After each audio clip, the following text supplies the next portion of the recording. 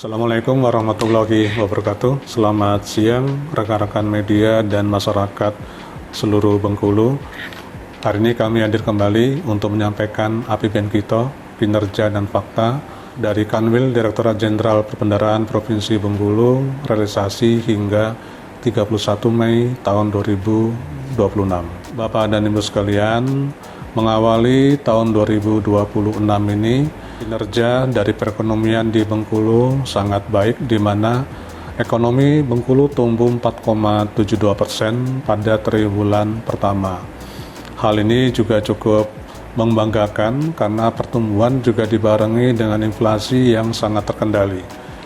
Kami juga mencatat nilai tukar petani sangat tinggi, mencapai 201,95, yang artinya kesejahteraan masyarakat pedesaan meningkat cukup signifikan. IPM juga terus terjaga naik, menunjukkan kualitas hidup manusia di Bengkulu yang sangat baik. Hal ini menunjukkan bahwa fondasi ekonomi Bengkulu sangat solid. Daya beli petani ataupun NTP menunjukkan kesejahteraan sektor petani kita sedang di masa yang sangat baik. Bapak-Ibu sekalian, selain itu, tingkat kemiskinan dan pengangguran masih menjadi tantangan yang perlu diintervensi melalui berbagai program kebijakan pemerintah pusat, pemerintah daerah, melalui berbagai macam mekanisme, antara lain belanja perlindungan sosial. Bapak-Ibu sekalian, dari sisi fiskal, kinerja APBN saat ini juga sangat mengembirakan. Pendapatan negara tumbuh kuat sebesar 18,46%, didorong oleh geliat perekonomian masyarakat dan juga belanja daerah. Di sisi lain, belanja negara telah tersalur sebesar 5,89 triliun atau tumbuh 8,07%. Artinya pemerintah tidak mengerem belanja, melainkan justru mengakselerasi belanja agar manfaat dari kegiatan ataupun belanja-belanja yang dilaksanakan oleh kementerian negara lembaga yang berada di Bengkulu maupun pemerintah daerah dapat segera dirasakan oleh masyarakat. APBN yang ekspansif ini akan mendukung pertumbuhan. Meskipun secara matematis kita lihat terjadi defisit secara regional, ini tertutup oleh transfer pusat guna membiayai pembangunan yang lebih masif di Bengkulu. Di sisi kinerja perpajakan dapat kami sampaikan bahwa penerimaan pajak tumbuh sebesar 20,30% year on year. Lonjakan luar biasa terjadi pada sektor industri pengolahan yang tumbuh hampir 100%. Ini tentunya merupakan sinyal positif bahwa Bengkulu tidak lagi hanya menjual bahan mentah, tetapi juga mulai bergerak ke arah industrialisasi yang menciptakan nilai tambah dan lapangan kerja. Kepatuhan pajak di Bengkulu juga semakin meningkat. Pertumbuhan di sektor industri pengolahan menandakan hilirisasi komoditas unggulan seperti sawit mulai berjalan di wilayah Bengkulu. Sektor industri pengolahan tumbuh 98,40%, di mana terdapat kontribusi dari perkebunan sawit ataupun industri sawit sebesar 24,84%. Selanjutnya dari sisi penerimaan dan pengawasan dari bea dan cukai, dapat kami sampaikan bahwa bea keluar tumbuh sebesar 32.863% karena revitalisasi Pelabuhan Pulau Bae. Selain itu juga terdapat tindakan rokok ilegal dan MMEA yang dilakukan oleh Kantor Pelayanan Bea dan Cukai yang berhasil menyelamatkan kerugian negara sebesar 858,20 juta. Realisasi kepabeanan sebesar 1,76 miliar ini dan juga merupakan dari hasil penindakan barang-barang ilegal. Tentunya Bea Cukai mencatat sejarah dengan pertumbuhan bea keluar yang sangat tinggi seiring meningkatnya aktivitas di Pelabuhan Pulau Bae. Selain itu, fungsi community protector berjalan dengan efektif. 97 penindakan terhadap rokok dan minuman ilegal memastikan tidak ada ruang bagi barang ilegal yang merugikan industri lokal maupun kesehatan masyarakat. Oleh sebab itu, kami memohon dukungan dari masyarakat untuk tidak juga melakukan pembelian rokok-rokok ilegal ataupun mengurangi ataupun tidak terlibat dalam penindakan barang-barang yang terlarang. Bapak dan Ibu sekalian, terkait dengan penerimaan negara bukan pajak ataupun PNBP, saat ini realisasi PNBP sebesar 209,14 miliar atau 54,62% dari target. Tumbuh sebesar 9,73%, di mana kontribusi terbesar penerimaan PNBP berasal dari satuan kerja yang berada di bawah Kementerian Agama, Kemendikbudristek, dan Kepolisian. PNBP sudah melampaui separuh dari target tahunan. Peningkatan ini terutama berasal dari jasa layanan pada Satker Polri berupa penerimaan yang bersumber dari BPKB maupun STNK, serta layanan pendidikan dan kesehatan. Ini merupakan bentuk gotong royong masyarakat untuk membiayai layanan publik yang mereka gunakan sendiri. PNBP akan kembali ke masyarakat dalam bentuk layanan pendidikan, layanan kesehatan, dan keamanan yang lebih baik. Bapak dan Ibu sekalian, selanjutnya kita sampaikan mengenai belanja pemerintah pusat dan program strategis terkait dengan MBG. Belanja KL sampai dengan bulan Mei tahun 2026 sudah terrealisasi sebesar 1,98 triliun.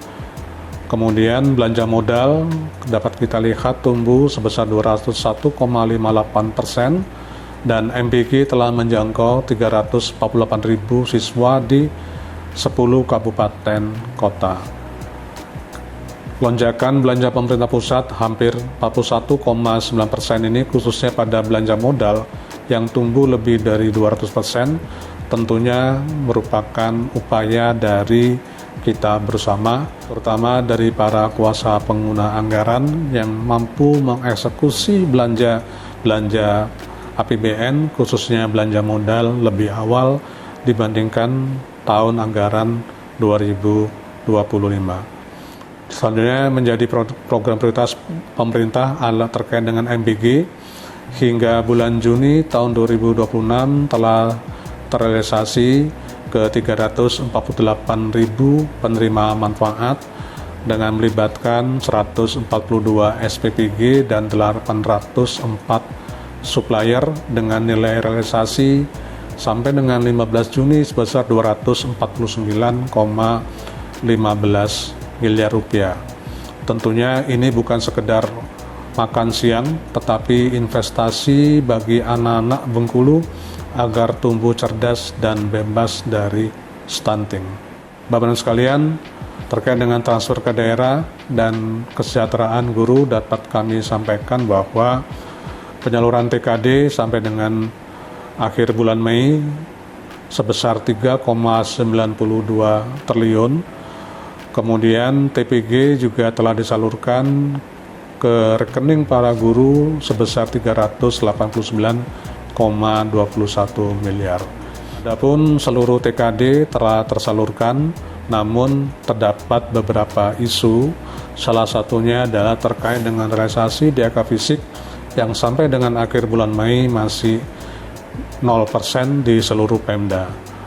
Bapak sekalian, terkait dengan transfer ke daerah, tentunya bagi para guru, TPG kini salur lebih cepat karena penyaluran dilaksanakan setiap bulan kepada rekening para guru tanpa mampir dulu ataupun ditransfer ke rekening kas umum daerah.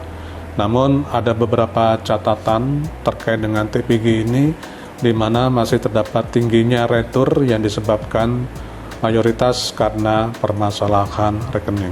Adapun terkait dengan DAK fisik yang belum cair, kami memohon kepada Pemda untuk segera menyampaikan salat salur sebelum tenggat waktu agar pembangunan di daerah yang dibiayai dari DAK fisik dapat segera terlaksana dan alokasi anggaran yang telah disediakan dapat dimanfaatkan sebaik mungkin. Terkait dengan dana desa dapat kami sampaikan sampai dengan 15 Juni hampir seluruh desa telah memperoleh penyaluran dana desa tahap pertama. Namun terdapat 3 desa yang belum salur, di mana 2 desa berada di Kabupaten Lebong dan 1 desa di Kabupaten Rejang Lebong. Untuk 1 desa yang di Kabupaten Rejang Lebong ini dapat berdasarkan konfirmasi kami dengan pemerintah daerah, kemungkinan besar tidak akan dicairkan karena terdapat permasalahan hukum terkait dengan penggunaan dan pertanggungjawaban penggunaan dana desa di tahun 2026. Bapak-Ibu sekalian, terkait dengan kredit program KUR dan UMI serta proyek-proyek strategis lainnya dapat kami sampaikan bahwa peran KUR sebesar 1,69 triliun dan untuk kredit ultramikro ataupun UMI telah terrealisasi sebesar 49,39 miliar. Tentunya kami mendorong kerjasama dengan Pemda perbankan untuk dapat memetakan dan memperoleh para debitur baru sehingga para pelaku UMKM dapat memperoleh akses permodalan yang mudah dan murah serta dapat menaikkan kelasnya. Selanjutnya terkait dengan sekolah rakyat, irigasi Manjunto dan Danau Dendam Tasuda yang merupakan program strategis pemerintah yang ada di Provinsi Bengkulu dapat kami sampaikan realisasinya sudah cukup baik, di mana pembangunan sekolah rakyat saat ini sudah terrealisasi sebesar 73,5% dari pagu kontrak, sedangkan peningkatan jaringan irigasi Manjunto sebesar 28,05% terhadap pagu kontrak, dan peningkatan jaringan irigasi air alas Kabupaten Seluma sudah hampir 27% dari pagu kontrak. Adapun penataan kawasan Danau Dendam Tasuda saat ini sedang berproses sehingga belum terdapat realisasi sampai dengan bulan Juni tahun 2026. Sebagai penutup, kami sampaikan bahwa APBN akan terus menjadi instrumen yang responsif untuk melindungi rakyat Bengkulu, dan kami di Kanwil DJPB berkomitmen memberikan layanan secara profesional, akuntabel, cepat, amanah, dan kolaboratif. Jika terdapat permintaan biaya atas layanan kami, ini merupakan refleks dan merupakan oknum-oknum di luar Kanwil DJPB maupun KPPN. Bapak dan Ibu sekalian, silakan berkoordinasi atau melaporkan kepada kami melalui kanal-kanal yang telah kami sediakan. Kami siap menjaga integritas seluruh layanan kami baik di Kanwil maupun di KPPN. Sekian, terima kasih. Assalamualaikum warahmatullahi wabarakatuh.